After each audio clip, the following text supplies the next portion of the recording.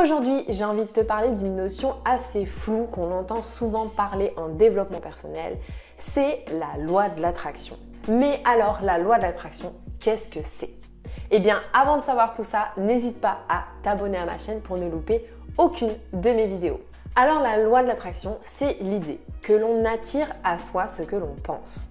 En gros, si l'on a des pensées négatives, on va attirer à soi des expériences négatives. Si on a des pensées positives, on va attirer à soi des expériences positives. D'où l'importance d'être positif dans la vie. En fait, c'est vraiment l'idée qu'il y a un lien entre nos pensées et notre réalité. Mais ce n'est pas seulement une question de passivité et d'attirer un peu à soi, on ne sait comment, les choses qui vont se passer. En fait, c'est l'idée aussi que forcément, nos pensées engendrent des émotions.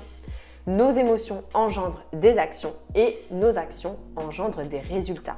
Donc l'idée, c'est aussi que forcément, plus on aura d'énergie positive, plus on aura de good vibes, plus on aura d'émotions positives, plus du coup on agira de façon positive, on agira aussi tout simplement, on mettra en place des choses pour atteindre nos objectifs et donc plus on attirera nos objectifs. D'ailleurs, si toi aussi tu veux attirer à toi la vie de tes rêves, tu peux déjà commencer par télécharger mon e-book gratuit 10 conseils pour enfin trouver ta place et vivre une vie qui te ressemble directement dans la description de la vidéo. Alors je sais, à ce stade, on peut se dire, tu peux te dire que c'est une notion qui est assez floue, que c'est une notion un peu chelou, un peu perchée et que finalement, t'y crois pas vraiment.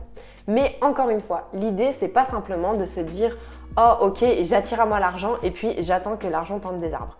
Non, c'est vraiment pas ça l'idée de la loi de l'attraction.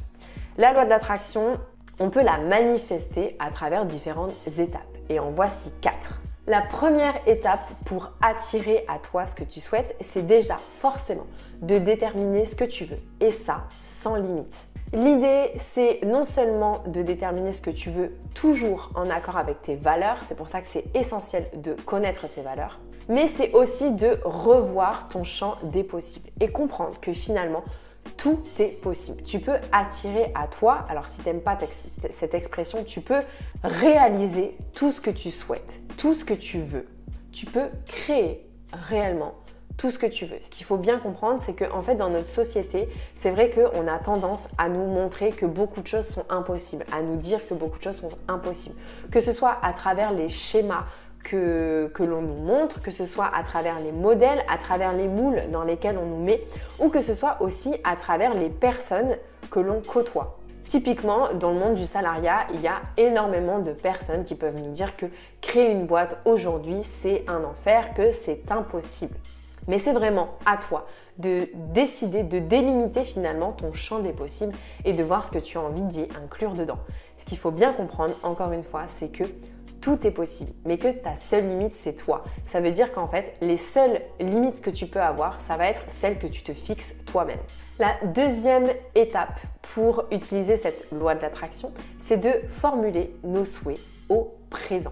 L'idée, c'est vraiment de faire comprendre à notre cerveau que en fait, c'est déjà acté. C'est pas une option. Il faut que notre cerveau enregistre cela comme une réalité. En fait, c'est l'idée aussi de faire comme si. De faire comme si ça s'était déjà produit, comme si on était déjà dedans. Typiquement, je prends cet exemple, si tu as envie de créer une société et de te dire « Ok, j'ai envie de faire telle activité, j'ai envie de gagner tant avec mon activité, etc. » Eh bien, l'idée, c'est vraiment de le formuler au présent et te dire « Eh bien, aujourd'hui, c'est déjà comme ça. » Et ça, c'est étroitement lié à la troisième étape qui est de visualiser.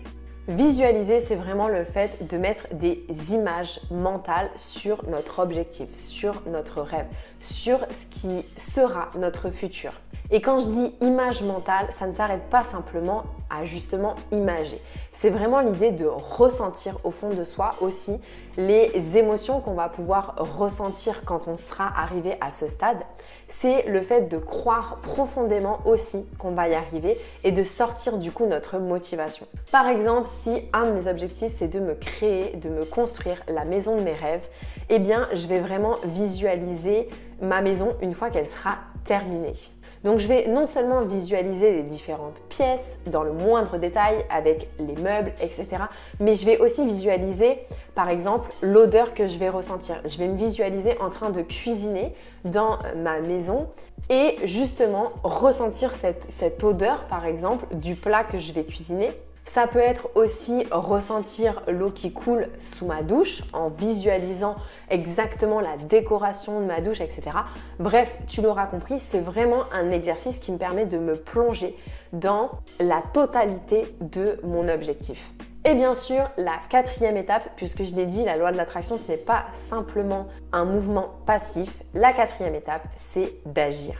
L'idée, ce n'est pas de se contenter de penser et de dire j'attire à moi ce que je veux, mais c'est vraiment de mettre en place un plan d'action et de commencer par des petites actions étape par étape. Alors bien sûr, il y a des petits plus qui peuvent nous aider à attirer à soi ce que l'on souhaite. Par exemple, le fait de se répéter des affirmations positives du type « je suis capable de tout réaliser » ou « je fais du mieux que je peux ». L'idée, c'est vraiment d'essayer de se répéter des affirmations positives comme ça régulièrement. Tu peux le faire par exemple le matin devant ton miroir. Tu peux aussi l'écrire dans un journal. Bref, tu l'auras compris, encore une fois, tu expérimentes les choses comme tu veux et tu fais les choses comme tu veux, ce qui te parle le plus. Mais en tout cas, voilà un petit tips pour accroître cette manifestation de ce que tu souhaites avoir. La deuxième des choses, c'est de pratiquer la gratitude. En gros, la gratitude, c'est le fait de simplement remercier ce que tu as déjà, ce que tu es déjà, ce que la vie t'apporte. Ça peut être tout simplement remercier qu'il ait fait beau aujourd'hui, qu'il ait fait soleil. Ça peut être aussi remercier le fait que tu aies une famille, que tu aies des enfants, que tu aies un conjoint. Ça peut être aussi remercier la vie de te donner la force de surmonter tes épreuves.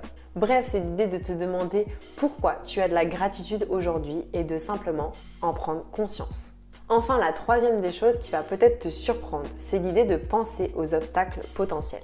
L'idée avec la loi de l'attraction, c'est pas d'enlever tout le négatif de notre cerveau, mais ça va être plutôt que de penser problème, de penser solution, de penser opportunité dès le début. Parce que bien sûr, on aura toujours des obstacles dans notre vie. C'est pas parce qu'on commence à pratiquer plus ou moins la loi d'attraction que ça veut dire que ça y est, on n'aura jamais plus d'épreuves à surmonter ou etc. Au contraire, ça fait partie de la vie. Ce sont aussi des leçons, des expériences sur notre chemin.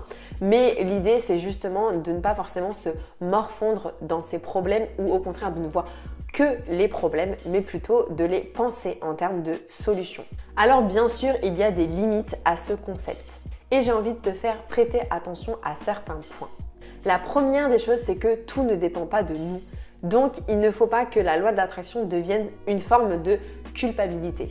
Encore une fois, la loi d'attraction influe sur ce que nous pouvons changer, sur quoi nous pouvons agir, pas le reste. Et il ne faut pas commencer en fait à se dire que si il m'arrive cette merde, si il m'arrive ce coup dur, c'est parce que j'ai pas suffisamment été positive, c'est parce que j'ai pas attiré à moi ce que je voulais, etc. C'est parce que j'ai été trop négatif. Non, il ne faut pas rentrer dans ce système de culpabilité. Donc, encore une fois, l'idée, c'est de ne pas se mettre la pression. Nous ne sommes pas parfaits. C'est totalement normal d'avoir des pensées négatives. C'est totalement normal d'avoir des coups de mou. L'idée, c'est pas de se dire « Ok, à partir de maintenant, je suis ultra positif et je serai positif toute ma vie. » Je pense qu'il y a des personnes qui sont naturellement plus positives que d'autres. C'est clair.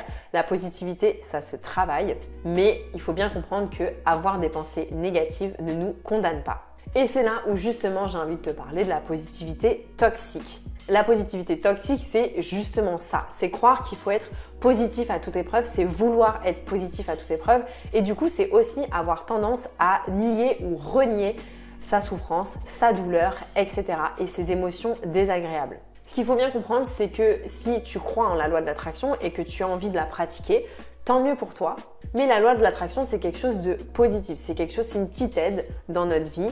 C'est un truc qui va nous aider à aller de l'avant, mais ce n'est en aucun cas une espèce d'épée de Damoclès au-dessus de la tête. Donc encore une fois, pas de pression, pas de culpabilité, chacun son rythme, chacun sa vérité, il n'y a pas de souci avec ça, donc déstresse. Pour conclure, il faut bien comprendre que la loi de l'attraction, c'est un concept de développement personnel qui n'a pas été prouvé scientifiquement.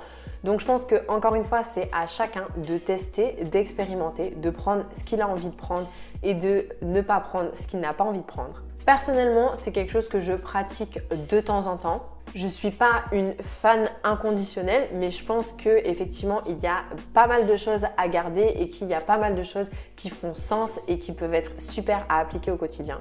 En fait, pour moi, c'est plus un état d'esprit à avoir. C'est plus un état d'esprit qui nous aide justement à avancer vers nos objectifs, à être plus heureux, à être plus positif et à croire que tout est possible. C'est vraiment aussi l'idée de ne pas avoir de limites dans ses objectifs.